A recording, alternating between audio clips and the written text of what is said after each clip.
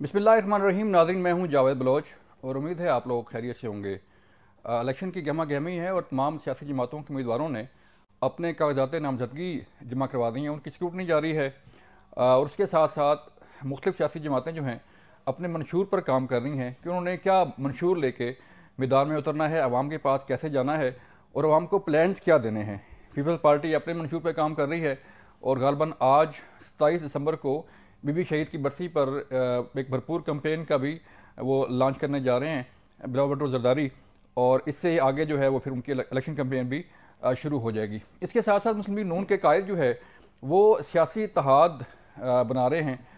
MKM के साथ उनका सियासी इत्तेहाद कायम हुआ, UUFA उनके साथ खड़ी है, BAP उनके साथ खड़ी है और इलेक्टेबल्स उन्हें ज्वाइन कर रहे हैं। और आज मखदूम फैसल साले हयात ने भी मुस्लिम लीग नून को ज्वाइन कर लिया है। मंशूर कमेटी भी काम कर रही है नून लीग की, और मंशूर कमेटी की सरबराह इरफान सिद्दीकी साहब जो है अपनी कमेटी के साथ एक प्लान कर रहे हैं कि मंशूर में क्या क्या चीज़ें शामिल हों और अवाम को किस हद तक रिलीफ जो है मुस्लिम लीग नून देने जा रही है। ये वो सवालात हैं जो आज हम अपने मेहमान से करेंगे, और हमारे मेहमान हैं सेनेटर इरफान सिद्दीकी साहब, उन्होंने हमें ज्वाइन किया है, उनसे बात करेंगे। इरफान साहब शुक्रिया सर हमें वक्त देने का। सर बताइएगा, शुरू करते हैं मंशूर से ही कि आप मंशूर कमेटी के हेड हैं, मंशूर कमेटी को आप चेयर कर रहे हैं, तो मंशूर में क्या क्या चीज़ें शामिल की जा रही हैं और ये इसका ऐलान कब तक हो जाएगा सर? जी बहुत शुक्रिया जावेद साहब। मंशूर पे हमने 90% काम मुकम्मल कर लिया है। हमारा तरीक़ाकार ये था कि जितने शोबाहाए ज़िंदगी हैं जिनसे हुकूमत का ताल्लुक़ बनता है, चाहे वो तालीम है, सेहत है, तवानाई है, ख़ारजा अमूर हैं, ख़ातीन हैं, नौजवान हैं, इन सारे अमूर पे हमने मुख्तलिफ़ कमेटियाँ, ज़ैली कमेटियाँ कायम कर दी थी, जिनको हमारे लीडर्स, जो लीडिंग हमारे नुमाइंदे हैं हमारी जमात के, वो उसको गाइड करते रहे हैं। वो रिपोर्ट्स हमें मिल गई हैं, उनको कंपाइल कर रहे हैं और इंशाअल्लाह अगले 4-6 दिनों में ये कंपाइलेशन मुकम्मल हो जाएगी। उसके बाद फिर हम मुसवदा जो है वो अपनी पार्टी की जो लीडरशिप है या कमेटी है उसके सामने पेश करेंगे। उसकी अप्रूवल के बाद फिर वो प्रिंटिंग में चला जाएगा। तो होपफुली हम तवक्को कर रहे हैं कि 10-12 जनवरी तक हम ये मंशूर जो है वो सामने ले आएंगे। और इसमें जैसे मैंने अर्ज़ किया, हमारी मुश्किलात हैं। हमारी मुश्किलात ये हैं कि जिन जमातों को सिर्फ मंशूर देना होता है और एक रिचुअल पूरी करना होती है, एक रिवायत पूरी करना होती है, और उन्हें पता होता है कि हमने हुकूमत में आना नहीं है, ना ही इस मंशूर पे अमल दरामद की नौबत आएगी, ऐसे ही है। तो वो तारे तोड़ते हैं, चांद तोड़ते हैं, सूरज ज़मीन पे ले आते हैं और रातों रात पता नहीं क्या सब्ज़ा है लाल और गुल खिला देते हैं। हमारा मसला ये है कि हमने अल्लाह ताला के फजल करम से अगर हमारी हुकूमत बनती है तो हमने उस पर अमल भी करना है। ठीक है, लिहाजा हम वही चीज़ें ला रहे हैं जो काबिल अमल हैं। हम आवाम को ख्वाब दिखाने या कोई सब्ज़ बाग दिखाने या कोई सुहाने सपने दिखाने की कोशिश हरगिज़ नहीं कर रहे। सख्ती के साथ मियाँ साहब की हिदायत ये है कि वही चीज़ें कमिट करें जो हम कर सकें। तो इंशाअल्लाह ये दस्तावेज़ बहुत जल्द आ जाएगी। तो सर गाइडेंस क्या है मियाँ साहब का? फोकस किन चीज़ों पर है? मंशूर तो पहले भी आपका था, आपने उस पर काम भी किया, आवाम को रिलीफ भी दिया अपने दौर में, तो अब क्या फोकस किस पे किया जा रहा है? देखें जावेद साहब, फोकस जैसा कि मैंने अर्ज़ किया, बुनियादी बात या बुनियादी तलकीन या बुनियादी इंस्ट्रक्शन जो है लीडरशिप की वो यही है कि काबिल अमल बातें होनी चाहिए। पहली हिदायत ये। ठीक है।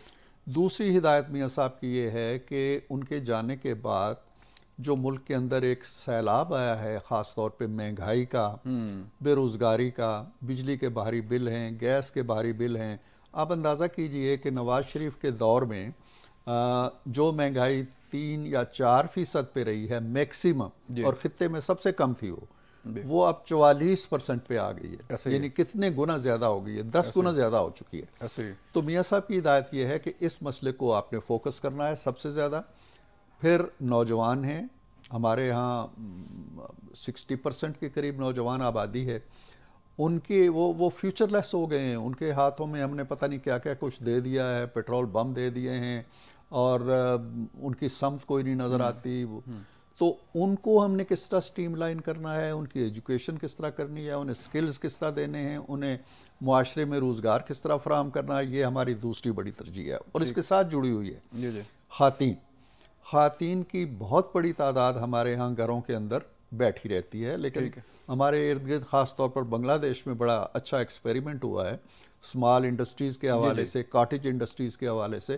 تو ہم تیسری بڑی ترجیح ہماری یہ ہے کہ ان خواتین کو لے کے آئیں پروڈکٹیوٹی کی طرف، اور گھروں کے اندر بیٹھ کے بھی وہ معاشرے کا پاؤں پہ کھڑی ہو سکیں اور ہماری معیشت کے اندر اپنا کردار ادا کر سکیں. باقی زندگی کے مختلف شعبہ ہیں. تعلیم ہماری بہت بڑی ترجیح ہے کہ اس کو کس طرح ایک یہ نہ ہو کہ ایک بہاؤ میں بچہ جاتا ہے اور ایم اے کر کے پھر بے روزگار ہو کے گھر بیٹھ جاتا ہے.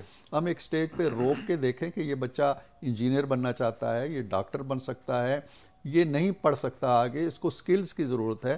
اور ساری دنیا میں اب سکلڈ لوگ جا رہے ہیں. ادروائز ایسے نہیں ہے جو پہلے ہمارے لوگ چلے جاتے تھے کہ جی وہ عمارت بنانا بھی جانتے ہیں، وہ لکڑی کا کام بھی کر سکتے ہیں، وہ لوہے کا کام کر سکتے ہیں، وہ بجلی کا کام کر سکتے ہیں. اب وہ سارے سرٹیفائیڈ سکلڈ آدمی مانگ رہی ہے دنیا. ان کا اہتمام کیسے کرنا ہے؟ تو انشاءاللہ ہم سارے شعبوں پہ بھرپور توجہ دیتے ہوئے قابل عمل چیزیں جو ہیں وہ لے کے آئیں گے. اور ایک خاص بات جو نہیں ہوتی منشوروں میں پروپوز کر رہا ہوں اس دفعہ، وہ یہ ہے کہ ہم ایک مانیٹرنگ اور امپلیمنٹیشن کمیٹی پروپوز کر رہے ہیں. یہ نہیں ہے کہ منشور دے دیا اور 5 سال کے لیے چپ ہو گئے. ہماری اپنی ایک کمیٹی ہوگی، اعلیٰ جو ہمارے لیڈرز ہیں ان پہ مشتمل ہوگی، جو جائزہ لیتی رہے گی جی کہ اس منشور میں کن کن چیزوں پہ ہم نے عمل کیا ہے، عمل درآمد کی رفتار کیا ہے، کن چیزوں میں ہم پیچھے رہ گئے ہیں، اور وہ پھر وزیر اعظم جو بھی ہوں گے ان کو اپنی رپورٹ پیش کرتی رہے گی. تو انشاءاللہ ہم اسے ایک بڑی فروٹفل، بڑی پازیٹیو، بڑی ریزلٹ اورینٹڈ جسے کہتے ہیں ایکسرسائز بنا رہے ہیں. ٹھیک ہے. تو عرفان صاحب یہ فرمائیے گا کہ منشور تو آپ نے بڑا اس پہ ڈیٹیلز کے بتا دیا. اب ہم آتے ہیں کہ سیاست کس طرف جا رہی ہے سر. مسلم لیگ نون کی پالیٹکس جو ہے وہ الیکٹیبلز دیکھ رہے ہیں کہ الیکٹیبلز جو ہے وہ فوکس ہے آپ کا کہ جتنے کتنے ہو سکیں لوگوں کو ملائیں ساتھ. اور کل حمزہ شہباز شریف صاحب کی بھی خبریں سامنے آئیں کہ انہوں نے اعتراض کیا کہ پرانے لوگوں کو جو ہے وہ نظر انداز کیا جا رہا ہے. تو الیکٹیبل کی سیاست جو ہے وہ کس طرح پھر کامیاب ہوگی کہ آپ کی گورنمنٹ آ بھی جائے یا باقی پارٹیوں بھی آپ کے ساتھ آ جائیں؟ تو یہ تو پی ڈی ایم پارٹ 2 نہیں ہو جائے گا سر؟ نہیں، دیکھیں اس میں بڑا بنیادی فرق ہے. جیسے پی ٹی آئی تھی جی، تو پی ٹی آئی کے پاس کچھ نہیں تھا، دامن خالی تھا، اور الیکٹیبلز کو چنا گیا، ہانکا لگایا گیا، کوئی پیپلز پارٹی سے نکالے گئے، کوئی جنوبی پنجاب میں سے کشید کیے گئے، کوئی ہمارے ہاں سے اکا دکا مل گیا، اور ان کا ایک ریوڑ ہانک کے الیکٹیبل کے نام کے ان کو دے دیا گیا. ہمارا مسئلہ یہ نہیں ہے. ہمارے سارے کے سارے کینڈیڈیٹس جو ہیں وہ الیکٹیبلز میں سے ہیں، آلریڈی الیکٹیبل ہیں، اور وہ انشاءاللہ لڑیں گے. ہاں، اکا دکا جہاں پہ ہم ضرورت محسوس کر رہے ہیں، کچھ لوگ ہماری پارٹی میں آنا چاہتے ہیں، جاوید صاحب ہمارے لیے بڑا مسئلہ ہے. مسئلہ یہ ہے جو میں مثال دیتا ہوں اکثر اپنے پروگراموں میں، کہ ایک بس ہے جو بھری پڑی ہے، ایسے ہی ہے، اس کی کوئی سیٹ خالی نہیں ہے، اس کے پیچھے بھی لوگ لٹکے ہوئے ہیں، اس کے چھت پہ بھی بیٹھے ہوئے ہیں، بونٹ پہ بھی 2-4 بیٹھے ہوئے ہیں. ہمارے لیے الیکٹیبلز تلاش کرنا، انہیں لانا کوئی مسئلہ نہیں ہے. ہمارے لیے تو یہ مسئلہ ہے کہ جو الیکٹیبلز ہمارے پاس ہیں اس میں سے کس الیکٹیبل کو ترجیح دی جائے. ہمارا ایشو یہ ہے. باقی جو آپ نے حمزہ صاحب کی بات کی ہے، ان کی ریزرویشنز ہوں گی. پارٹی کے وہ لیڈر بھی ہیں اور پارٹی کے پرانے کارکن بھی ہیں، اور خاص طور پہ پنجاب کے ایک ایک حلقے پہ ان کی نظر ہے. وزیر اعلیٰ بھی رہے ہیں، اور جب ایک جماعت ہوتی ہے اور لوگ مل بیٹھتے ہیں، فیصلے کرتے ہیں، تو اس میں ہو سکتا ہے مجھے بھی کوئی اختلاف ہو کہ یار دیکھیں پنڈی کے اس حلقے میں یہ ہونا چاہیے تھا، یہ ہو گیا. حمزہ صاحب کو بھی ہو سکتا ہے، کچھ دوسروں کو. یہ کوئی سیاست میں کوئی بڑی ایسی اچنبے کی بات نہیں ہوتی. اس ظاہر بات ہے، جمہوریت ہے اور آزادی رائے ہر ایک بندہ جو ہے وہ کر سکتا ہے. تو سر ٹارگٹ کیا ہے؟ 2/3 اکثریت یا سادہ اکثریت؟ ٹارگٹ تو ہوتا ہے 100% اکثریت، ٹھیک ہے، جو خواب کی حد تک ہوتا ہے. ایسا ہوتا نہیں ہے، اس لیے میں کوئی ٹارگٹ دینے کی کوشش بھی نہیں کرتا اور نہ دیا کرتا ہوں. میاں صاحب جو ہے لیکن میاں صاحب بھی اس طرح کی بات نہیں کیا کرتے. وہ کہتے ہیں کہ جی اللہ تعالیٰ کے فضل و کرم سے ہم کامیابی حاصل کریں گے. ٹھیک ہے، ہماری کوشش یہ ہے کہ ہم میکسیمم سیٹیں لیں، اور ہم ان سیٹوں کے لیے کوئی ایسی بات نہیں کر رہے ہیں جو ہمارے روایتی جو ہمارا ایک کردار ہے اس سے مختلف ہو. روایتی کردار ہمارا صرف یہ رہا ہے کہ ہم اپنی کارکردگی کو سامنے رکھیں عوام کے. ٹھیک ہے. اور اب جاوید صاحب اس میں ایک خاص بات میں آپ کو بتاؤں کہ 2008 سے لے کے 2023 میں ہم گزر رہے ہیں. ان 15 سالوں کے اندر ایک عجیب و غریب ملغوبہ ہم نے دیکھا کہ 5 سال پیپلز پارٹی کی حکومت آتی ہے, اس کے فوراً بعد پی ایم ایل این کی حکومت آتی ہے 5 سال کی, اس کے تھوڑے سے وقفے کے بعد فوراً ایک حکومت آ جاتی ہے پی ٹی آئی کی. اب ان تینوں حکومتوں کو مل کے دیکھیں, عوام سے کہیں جی کہ یہ ہے پیپلز پارٹی کی 5 سال کی حکومت, اس میں آپ 1 2 3 4 5 6 جو اچیومنٹس ہیں وہ بیان کریں. یہ ہے پی ٹی آئی کی حکومت, یہاں دیکھیں, اور یہ ہے ہماری حکومت. تو میرا خیال یہ ہے کہ عوام کو نعروں سے ہٹ کے, جذباتیت سے ہٹ کے, کسی سے عشق کی شدت کتنی ہے, کسی سے نفرت کی شدت کتنی ہے, ان چیزوں سے ہٹ کے پاکستان کے مفاد کو دیکھیں گے, اپنے مفاد کو دیکھیں گے, قوم کے مفاد کو دیکھیں گے. اس میں کوئی پیرالل نہیں ہے, کوئی دور دور تک پی ایم ایل این کے قریب نہیں ہے. آپ بھی دیکھیں, سارا کردار سامنے ہے, ساری جماعتوں کا رول سامنے ہے. تو ہمیں توقع ہے کہ ہم اچھی کامیابی حاصل کریں گے, اور جب کریں گے تو انشاءاللہ وہ 2/3 ہوتی ہے یا اس سے کم ہوتی ہے, اس کے مطابق ہم. اور ہمارا ایک اور بھی آپ دیکھیں پس منظر یہ ہے کہ ہم نے جب بھی کوئی بڑا قدم اٹھانا چاہا ہے, چاہے وہ 13ویں ترمیم تھی یا 14ویں ترمیم تھی یا اس سے آگے, ہم نے باقی جماعتوں کو ساتھ ملایا ہے. ٹھیک ہے. ہم چاہے تھوڑے ووٹ تھے یا زیادہ ووٹ تھے, ہم نے 2/3 پہ نہیں اعتماد کیا, ہم نے 100% ووٹ لیے ہیں 13ویں میں بھی 14ویں میں بھی. تو ہماری اب بھی کوشش یہ ہوگی کہ اپوزیشن میں اگر کوئی لوگ بیٹھے ہیں تو وہ بھی قومی مفاد کو عزیز رکھتے ہیں اتنا ہی جتنا ہم رکھتے ہیں, وہ بھی یہ چاہتے ہیں کہ عوام آگے بڑھیں. تو ان مقاصد میں ہم سب کو لے کے چلیں گے انشاءاللہ. سب کو لے کے چلیں گے.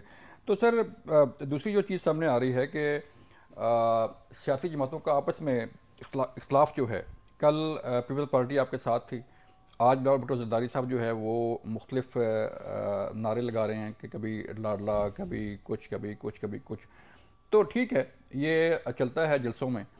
تو کیا واقعی ہی جلسوں کی بات اور ہوتی ہے اور پھر اندر خانے کل ہو سکتا ہے پیپل پارٹی آپ کے ساتھ مل جائے؟ جی ہاں, دیکھیں سیاست میں کوئی کہتے ہیں کہ دروازہ بند نہیں ہوتا, اور جب دروازہ بند ہوتا ہے تو بھی کوئی نہ کوئی کھڑکی کھلی رہتی ہے, اور کھڑکی بھی بند ہو جائے تو ایک روشن دان چھوٹا سا کھلا رہتا ہے. تو پیپلز پارٹی اور ہمارا جو کردار رہا ہے ماضی میں, ہم مخالفت بھی کرتے رہے ایک دوسرے کی, لیکن میرا خیال ہے کہ 2008 کے بعد سے, بلکہ اس سے بھی پہلے جب میثاق جمہوریت ہوتا ہے, اس کے بعد سے ہمارے ہاں اس طرح کی روایتی مخالفت اور رنجش نہیں ہے. ہم نے ترامیم کی ہیں, جی ہاں, آئینی مل کے کی ہیں, اور 2008 میں زرداری صاحب کی جب حکومت بنی ہم اس کا بھی حصہ رہے کچھ عرصہ, ابھی پی ڈی ایم میں وہ ہمارے ساتھ تھے. تو اس لیے یہ جلسوں کی زبان اور ایک دوسرے تو نہیں کہنا چاہیے, کیونکہ ہماری طرف سے ایسی کوئی کوشش نہیں ہو رہی. دوسری طرف سے اگر کوئی چٹکی لی جاتی ہے تو ہم اسے سیاست کا یا انتخابی سیاست کا حصہ سمجھتے ہیں, خاص طور پہ انتخابات کے زمانے میں یہ چیزیں ہوتی رہتی ہیں. تو ہم ان کو زیادہ سیریسلی نہیں لیتے. پیپلز پارٹی ایک جمہوری کریڈینشلز رکھتی ہے, اور ماضی میں بھی ہم اس کے ساتھ کام کرتے رہیں گے, اور مستقبل میں بھی کرنا پڑتا ہے, تو ہمیں کوئی آر نہیں ہوگی اس میں. ٹھیک ہے. تو کیا سر دیکھ رہے ہیں, آپ پرانے سیاستدان ہیں, آپ نے تاریخ ہے آپ کے سامنے, تو پیپل پارٹی سندھ کی بڑی جماعت ہے, پاکستان میں بھی اس کی نمائندگی ہے, پنجاب میں بھی ہے, کے پی میں بھی ہے, بلوچستان میں بھی ہے, لیکن جو اصل ووٹ بینک ہے وہ سندھ میں ہے. تو دعویٰ کیا جاتا ہے کہ کلین سویپ کریں گے پنجاب سے بھی اور کے پی سے بھی. تو is it possible for people party کہ وہ پنجاب سے جو ہے وہ کوئی سیٹیں اتنی لے پائے یا باقی صوبوں سے؟ دیکھیں, ایک چیز تو ہوتی ہے دعویٰ کرنا. جی, دعویٰ کرنے پہ تو کوئی پابندی نہیں ہے, جیسے خواب دیکھنے پہ کوئی پابندی نہیں ہے. دعویٰ بھی کیا جا سکتا ہے, میں وزیر اعظم بنوں گا, یا ہم سویپ کریں گے, یا ہماری حکومت آ رہی ہے. تو ان چیزوں پہ نہ کوئی قانون روکتا ہے, نہ کوئی آئینی ضابطہ ہے کہ ہم کہیں تم کیوں کہتے ہو. جی جی, کہتے رہیں. ہم بھی یہ دعویٰ اگر کرنا چاہیں گے تو کر دیں گے, لیکن ہونا وہی ہے جو زمین پہ عوام نے فیصلہ کرنا. ٹھیک ہے. سندھ میں اگر عوام ان کو ووٹ دیں گے, وہ برسوں سے 25-30-50 سال سے سندھ میں حکومت کر رہے ہیں, پھر سندھ میں حکومت مل جائے گی. پنجاب کے لوگوں کی بھاری اکثریت اگر ان پہ اعتماد کرتی ہے, ویل اینڈ گڈ, لیکن زمینی حقائق یہ ہیں کہ وہ پنجاب میں اپنی جڑیں کھو چکے ہیں. اوکے. وہ برسوں ہو گئے کہ وہ پنجاب سے انہوں نے خود اپنی وجوہات ہیں، جو بھی وجوہات ہیں، پنجاب کی سرزمین ان کے لیے بنجر ہو چکی ہے پیپلز پارٹی کے لیے. ٹھیک ہے. اس حقیقت کو وہ جانتے ہیں، مانتے بھی ہیں، چاہے اس کا اعلان کریں یا نہ کریں.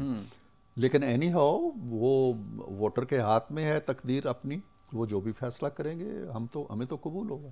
چلیں، جو بھی فیصلہ کرنا ہے عوام نے کرنا ہے. مجھے ایک بریک کے لیے کہا جا رہا ہے سر، اور جب بریک سے واپس آئیں گے تو ہم بات کریں گے کہ اگلی گورنمنٹ جو ہے وہ کس کی بننے جا رہی ہے. عرفان صاحب کی بڑی نظر ہے سیاسی امور پر، ان سے پوچھیں گے کہ اگلی گورنمنٹ کس کس جماعت کی ہو سکتی ہے.